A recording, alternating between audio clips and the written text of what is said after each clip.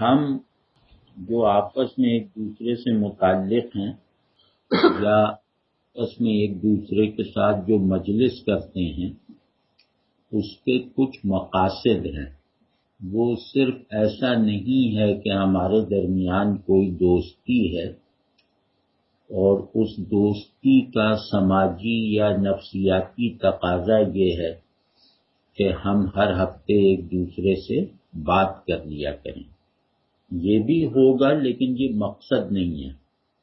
تو اس مجلس کا یا کم از کم جس مجلس سے میرا کوئی تعلق ہے ان تمام مجالس کا سب سے بڑا مقصد یہ ہے کہ ہم اللہ کے لیے ایک دوسرے سے محبت کرنا سیکھ جائیں۔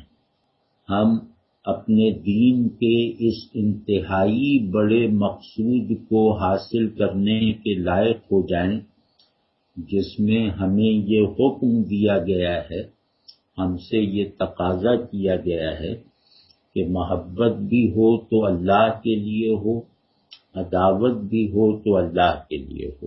تو پہلا مقصد یہ ہے کہ ہم اللہ سے تعلق کو اپنے آپس کے تعلقات کی ایک ڈائنامک اور فعال بنیاد بنائیں اور اس میں اتنی ترقی کریں کہ ایک دوسرے کا خیال آتے ہی گویا اللہ کی محبت میں اضافہ ہو جائے یا اللہ کی محبت ابھر کے سامنے آ جائے۔ تو ایک مقصد تو ہمارا یہ ہے کہ ہم اپنے دین کے ایک انتہائی بڑے مقصود کو حاصل کر لیں۔ دوسرا مقصد ہمارا یہ ہے کہ اللہ جس بندگی سے خوش ہوتا ہے، اللہ اپنے بندوں کو بندگی کے جس درجے پر دیکھنا چاہتا ہے، ہم ایک دوسرے کی مدد کر کے اس درجے تک پہنچ جائیں جہاں اللہ ہمیں اپنا مخلص بندے کی حیثیت سے قبول کر لے۔ تو دوسرا مقصد یہ ہے کہ بندگی کو ہم اخلاص کے ساتھ حاصل کرنے کے لائق ہو جائیں، ایک دوسرے کی معاونت کر کے۔ یہ ہرگز میرے ذہن میں اس طرح کا کوئی تصور نہیں ہے کہ میں لوگوں کی مدد کروں اور خود کسی مدد سے بے نیاز رہوں۔ تو ہمارے دین کی بناوٹ ہی ایسی ہے کہ نبی کے سوا کوئی یہ پوزیشن نہیں لے سکتا کہ میں صرف دینے والا ہوں، میں صرف دستگیری کرنے والا ہوں، میں صرف رہنمائی کرنے والا ہوں۔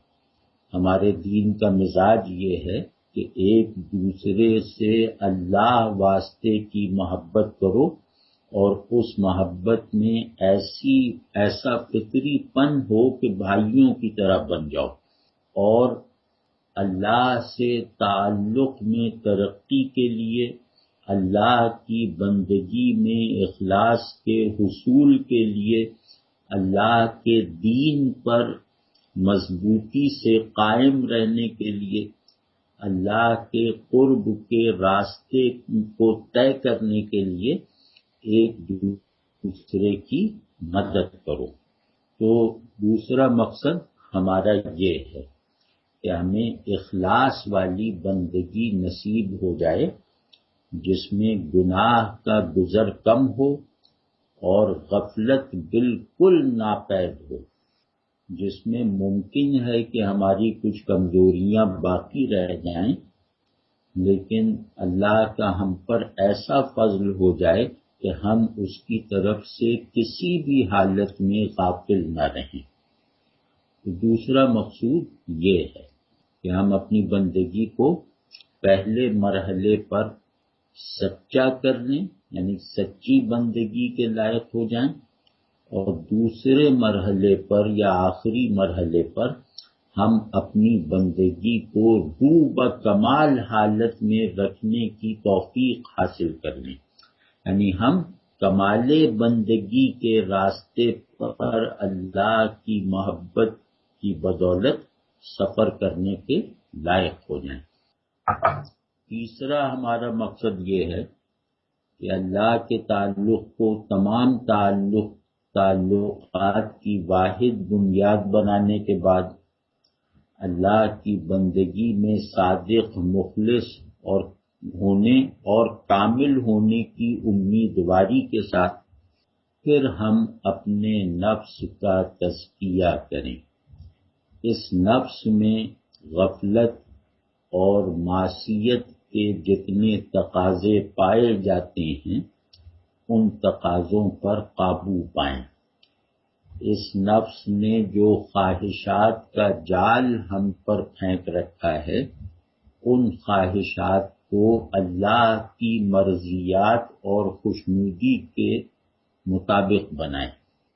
تو تیسرا ہمارا مقصد یہ ہے کہ ہم اپنے نفس کا تزکیہ کریں، ہم اپنے نفس کو پاک کریں، ہم اپنے آپ کو اس حالت میں لانے کے قابل ہو جائیں کہ نیکی کا خیال ہمیں خوش کر دے اور برائی کا تصور ہمیں رنجیدہ کر دے، یعنی ہمارے دل میں نیکی کی محبت اور برائی یا گناہ کی نفرت پیدا ہو جائے۔ اس حالت کو حدیث شریف میں تقوی کہا گیا ہے کہ تقوی، رسول اللہ صلی اللہ علیہ وسلم نے کچھ اس مفہوم میں ارشاد فرمایا کہ تقوی دل میں ہوتا ہے اور اس کی نشانی یہ ہے کہ نیکی سے محبت ہو جائے اور گناہ سے کراہت اور نفرت ہو جائے۔ تو تیسرا ہمارا مقصد یہ ہے کہ ہم متقی بنیں، یعنی ہم اللہ سے ڈرنے والے بنیں، ایسا ڈر جو اللہ کی محبت میں اضافہ کرتا ہے۔ تقویٰ کہتے ہیں اللہ کا وہ ڈر جو اللہ کی محبت میں اضافہ کرتے ہیں۔ تیسرا ہمارا مقصد ہے اپنے نفس کا تزکیہ۔ چوتھا ہمارا مقصد یہ ہے کہ اپنے نفس کا تزکیہ کرنے کے ساتھ ساتھ ہم جس ماحول میں رہتے ہیں اس کو بھی اللہ کی مرضی اور حکم کے مطابق بنانے کی کوشش کریں۔ اب اس ماحول میں ہمارا اثر جس حد تک ہو اس حد تک ہم پابند ہیں کہ ہم اللہ کے احکام اور اللہ کی مرضیات کو اس دائرے میں قائم کرنے کی کوشش کریں، سنجیدہ کوشش کریں، مسلسل کوشش کریں، دل سے کوشش کریں۔ تو کسی آدمی کا دائرہ ممکن ہے کہ اس کے خاندان تک محدود ہو، اس کے گھر تک محدود ہو۔ ایک آدمی کا ماحول اس کے گھر سے شروع ہوتا ہے، تو بعض لوگوں کی اثر اندازی ان کے گھر سے باہر نہیں ہو پاتی کسی وجہ سے، تو ان پہ لازم ہے یہ کہ وہ جن اصولوں پر اپنے نفس کا تزکیہ کرتے ہیں انہی اصولوں پر اپنے ماحول کا تزکیہ کریں۔ تو بعض لوگ اپنے گھر سے باہر نکل کے اپنے محلے پر اثر انداز ہو سکتے ہیں، تو ان کو چاہیے کہ وہ اپنے محلے تک یہ پیغام پہنچائیں۔ بعض لوگ اس سے زیادہ رسائی رکھتے ہیں۔ بہرحال ہر آدمی کی ایک دائرہ ہے، اس دائرے میں اللہ کے حکم اور مرضی کو غالب رکھنے کی کوشش کرنا فرض ہے۔ تو چوتھا ہمارا مقصد یہ ہے کہ ہم اللہ کی توفیق سے اس قابل ہو جائیں کہ اپنے نفس کے ساتھ ساتھ اپنے ماحول کا بھی تزکیہ کریں۔ اب اپنے ماحول کا تزکیہ کرنے کی جو اٹل قسم ہے وہ ہے اپنے گھر کا تزکیہ کرنا۔ اس کے بعد جو ہے وہ چاہے کوئی آدمی کوئی جماعت جوائن کر لے جو یہ کام کر رہی ہو پہلے سے، چاہے وہ کسی شخصیت کے ساتھ وابستگی اختیار کر لے جو یہ کام کامیابی سے کر رہی ہو، تو وہ کوئی بھی تدبیر کرے، لیکن اجتماعی تزکیے کے حکم کو نظر انداز نہ کرے۔ تو چوتھا ہمارا مقصد یہ ہے کہ اللہ ہمیں اس لائق بنا دے کہ ہم جس ماحول میں رہتے ہیں اس ماحول کو اللہ کی مرضی کے مطابق بنانے کی کوشش کریں۔ پانچواں جو ہمارا مقصد ہے، مقصد تو ایک ہی ہے، یہ اس کے اجزاء ہیں۔ پانچواں ہمارا مقصد یہ ہے کہ ہم تعلق کی صلاحیت میں اضافہ کریں، کیونکہ اسی صلاحیت کی بنیاد پر آدمی اچھا بندہ بنتا ہے، اسی صلاحیت کی اساس پر آدمی اچھا امتی بنتا ہے، اسی صلاحیت کی بنیاد پر آدمی اچھا دوست، اچھا رشتہ دار، اچھا باپ، اچھا بیٹا وغیرہ بنتا ہے۔ صلاحیت ایک ہی ہے۔ تو پانچواں ہمارے پیش نظر مقصد یہ ہے کہ ہم اللہ کی طرف سے دی گئی اس انتہائی قیمتی صلاحیت کو اللہ کے ساتھ اپنے تعلق میں اضافے کی نیت کے ساتھ اپنی دوستیوں اور اپنی رشتہ داریوں پر بھی اپلائی کریں۔ یعنی ہم بندوں کے ساتھ تعلق میں بھی اللہ کی مرضی کے مطابق مخلص ہو جائیں اور اپنے خالق کے ساتھ تعلق میں بھی اس کے معیار کے مطابق ہونے کی لیاقت حاصل کر لیں۔ چھٹا ہمارا مقصد یہ ہے کہ ہم دنیا کی محبت سے مکمل طور پر فارغ ہونے کی نیت رکھیں اور کوشش کریں، اور اس کوشش کی طرف سے کبھی غافل نہ ہوں۔ یعنی دنیا کی محبت ایک ایسی چیز ہے جو اللہ کے ساتھ تعلق کو بھی بگاڑ دیتی ہے، رسول اللہ صلی اللہ علیہ وسلم کے ساتھ تعلق کو بھی خراب کر دیتی ہے، اور تو اور یہ عام انسانی تعلقات کو بھی برباد کر دیتی ہے۔ تو دنیا کی محبت رکھنے والے لوگ آپس میں مخلص نہیں ہو سکتے، دنیا کی محبت رکھنے والے لوگ اللہ کے رشتے سے بھی اخلاص تک نہیں پہنچ سکتے۔ مطلب پانچواں یا چھٹا جو بھی ہے، ہمارا ایک مقصد یہ ہے کہ ہم ہر وہ تدبیر اختیار کریں جس کے نتیجے میں ہمارا دل دنیا کی محبت سے پاک ہو جائے۔ دنیا کی محبت ایسی چیز ہے جس سے بچنے میں 100% کامیابی درکار ہے۔ یہ نہیں مانا جائے گا کہ میں دنیا کی محبت سے 90% بچا ہوں، 10% اس میں گرفتار رہا۔ جو آدمی اس وہم میں پڑا وہ 100% دنیا کی محبت میں گرفتار ہے۔ تو یہ ایک ایسی ذمہ داری اللہ نے ہم پر ڈالی ہے، رسول اللہ صلی اللہ علیہ وسلم نے ہمیں ہدایت فرمائی ہے کہ اس خرابی سے، اس نحوست سے، یعنی دنیا کی محبت سے 100% بچنا فرض ہے۔ تو دنیا کی محبت جو ہے وہ اس کا مطلب دنیا میں ترقی کرنا، دنیا میں راحت کے اسباب فراہم کرنا یا خوشحالی کی زندگی کے لیے کوشش کرنا، یہ دنیا کی محبت نہیں ہے۔ دنیا کی محبت کہتے ہیں کہ دنیا کے لیے کیے جانے والے کام مجھے زیادہ انگیج کر لیں اللہ کے لیے کیے جانے والے کاموں کے مقابلے میں۔ یعنی دنیا اللہ کے کو ڈھانپنے کا ذریعہ بن جائے تو یہ دنیا کی محبت ہے۔ دنیا اگر اللہ کے احکام کی خلاف ورزی کا سبب بن جائے تو یہ دنیا کی محبت ہے۔ دنیا اگر اللہ سے غافل کرنے کی وجہ بن جائے تو یہ دنیا سے محبت ہے۔ دنیا سے محبت امیری غریبی نہیں ہے، یعنی کوئی ضروری نہیں ہے کہ ہر امیر آدمی دنیا کی محبت میں مبتلا ہو، اور کوئی ضروری نہیں ہے کہ ہر غریب آدمی دنیا کی محبت سے پاک ہو۔ تو یہ ثانوی چیزیں ہیں۔ اصل چیز یہ ہے کہ یہ دنیا اللہ کے مقابلے میں غالب نہ آ جائے، بس یہ ہے دنیا کی محبت سے بچنا۔ اگر کوئی کام آپ کی نماز پہ اثر انداز ہو رہا ہے، اگر کوئی مصروفیت اللہ کے ساتھ تعلق کو کمزور کر رہی ہے، تو اس کا مطلب ہے کہ ہم دنیا کی محبت میں گرفتار ہیں۔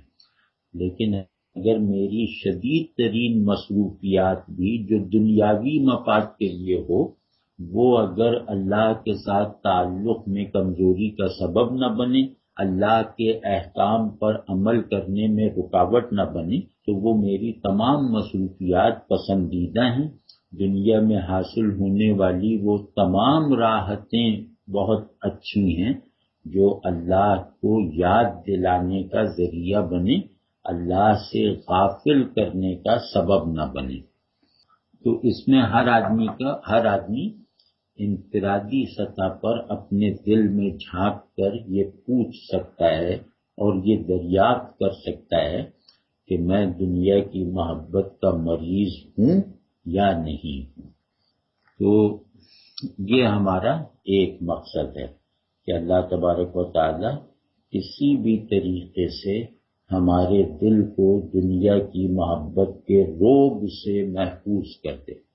اور اگلا مقصد ہمارا یہ ہے کہ ہماری عبادات میں احسان کا ایسا رنگ پیدا ہو جائے جو زندگی کے اعمال میں بھی اپنا ظہور کرے، یعنی ہم اللہ کے حضور میں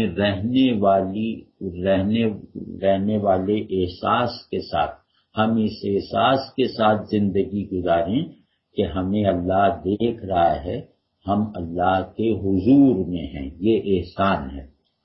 تو اس کا آغاز ہوتا ہے نماز سے، اور پھر یہ ترقی اور وسعت پکڑتے پکڑتے تمام زندگی پر حاوی آ جاتا ہے۔ تو ہمارا ایک مقصد یہ ہے کہ ہماری عبادت احسان والی ہو جائے، یعنی ہم جب بھی اللہ کے حضور میں عبادت کی غرض سے کھڑے ہوں یا بیٹھیں تو ہم اپنے معبود کو گویا اپنے سامنے پائیں، ورنہ یہ یقین رکھیں کہ وہ ہمیں دیکھ رہا ہے۔ تو اللہ کو دیکھنے کا احساس یا اللہ کی نظر میں ہونے کا یقین، یہ دونوں احسان ہیں، اور یہ ہمیں چاہیے کہ ہماری زندگی کے لمحے لمحے میں یہ شعور اور یہ حال سرایت کر جائے۔ سمجھیں نا کہ اللہ کے حضور میں رہنے کا احساس ایک حال کے طور پر عبادات میں آتا ہے، اور شعور کی حیثیت سے ساری زندگی میں موجود رہتا ہے۔ تو اللہ ہمیں اس قابل بنائے کہ یہ حال ہماری نماز میں داخل ہو جائے، اور یہ شعور ہماری زندگی کے لمحے لمحے میں سرایت کر جائے، جاری ہو جائے۔ اگلا مقصد یہ ہے کہ ہم دوسروں کے لیے صاف دل اور مفید بنے، یعنی ہمارا دل ہر دوسرے کی طرف سے صاف ہو۔ دل دوسرے کی طرف سے صاف ہونے کا معاملہ یہ ہے کہ ہمیں اگر کسی سے شکایت ہو تو فوراً اسے معاف کریں اور اس کے حق میں دعا کریں، اور یہ کہ ہمارا دل صاف ہو اور ہم اس کے لیے مفید ہوں۔ تو ہمارا ایک مقصد یہ ہے کہ انسانوں کے باہمی تعلق میں اونچ نیچ آتی رہتی ہے، تو ہر صورت میں ہمارا دل کسی کی طرف سے کوئی کدورت نہ رکھے، کوئی بغض نہ رکھے، کوئی کینہ نہ رکھے، حتیٰ کہ کوئی شکایت نہ رکھے، اور ہم دوسروں کے لیے مفید بنے، یعنی دوسرے ہمارے بارے میں یہ یقین رکھیں کہ ہم ان کے خیر خواہ ہیں، اور کسی پریشانی کے موقع پر ان کی خدمت کے لیے حاضر ہیں۔ اب وہ پریشانی چاہے دینی ہو چاہے دنیاوی ہو، وہ ضرورت چاہے روحانی ہو چاہے مادی ہو، ہم ہر صورت میں دوسرے کے نہ صرف یہ کہ خیر خواہ ہیں بلکہ اس کی ہر طرح کی ضرورت اپنے بس بھر پوری کرنے کی کوشش بھی کریں گے۔ تو یہ ایک مقصد ہمارا، جو مطلب یوں کہہ لیں کہ ہمارا آخری مقصد وہ یہ ہے کہ ایک دوسرے سے بے لوث تعلق رکھو، کسی سے کوئی توقع نہ رکھو، اور ہر ایک کی توقع پر پورا اترنے کی کوشش کرو۔ تو ان تمام مقاصد کو رفتہ رفتہ حاصل کرنے کے لیے ہم ایک دوسرے کے ساتھ اس طرح کی نشستیں کرتے ہیں، اور ہمیں مطلب اس طرف سے بالکل کلیئر، بالکل واضح رہنا چاہیے۔ تو ہم اگر کسی کام کے مقصد پر راضی ہوں، اس مقصد سے متفق ہوں اور اس مقصد کو یاد رکھتے ہوں تو وہ کام کامیاب ہو جاتا ہے، اور بے مقصد کیے گئے کام کبھی کامیاب نہیں ہوتے۔ تو اس غرض سے میں نے یہ بتایا کہ ان مقاصد کو پیش نظر رکھنا چاہیے۔ ان مقاصد کو پیش نظر رکھنے کے نتیجے میں انشاءاللہ ہماری یہ نشستیں جو ہیں وہ کامیاب ہوں گی، ہماری آرزویں پوری ہوں گی، ہماری تمنائیں تکمیل کو پہنچیں گی انشاءاللہ۔ میں ذاتی طور پر جیسے ہر آدمی کا ایک ٹائپ ہوتا ہے نا، کوئی آدمی بہت ذمہ دار ہوتا ہے، کوئی آدمی بہت محنتی ہوتا ہے، کوئی آدمی بہت عقل مند ہوتا ہے، کوئی آدمی مضبوط ہوتا ہے، کوئی کمزور ہوتا ہے۔ تو یہ شخصیت کے ٹائپس ہیں۔ تو جہاں تک میں سمجھتا ہوں میری شخصیت کا ٹائپ ہے کہ میں دوست رہنا چاہتا ہوں۔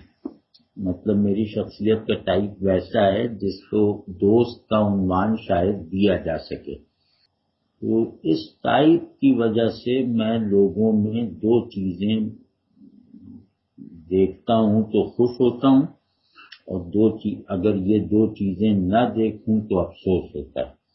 ایک یہ کہ وہ سخی ہوں، فیاض ہوں، کیونکہ اس کے بغیر شخصیت میں بلندی نہیں پیدا ہوتی، بلکہ یوں کہہ لیں کہ اس کے بغیر دنیا کی محبت کا علاج نہیں ہو سکتا۔ اور دوسرا یہ ہے کہ وہ تعلق میں شدید ہوں، مطلب تعلق ان کے صرف ذہن تک نہ ہو، صرف قوت ارادی کا موضوع نہ ہو، بلکہ ان کے جذبات کی بنیاد بنے، مطلب وہ اپنے تعلق میں جذبہ بھی محسوس کرتے ہوں، اس سے تعلق میں زندگی پیدا ہوتی ہے۔ تو اور کیونکہ میرا تجربہ، مطالعہ، مشاہدہ بھی ایسا ہے کہ جو لوگ یہ دو صلاحیتیں رکھتے ہیں، تعلق میں گرم جوشی کی اور فیاضی کی، انہیں اللہ تعالیٰ ضائع نہیں جانے دیتا۔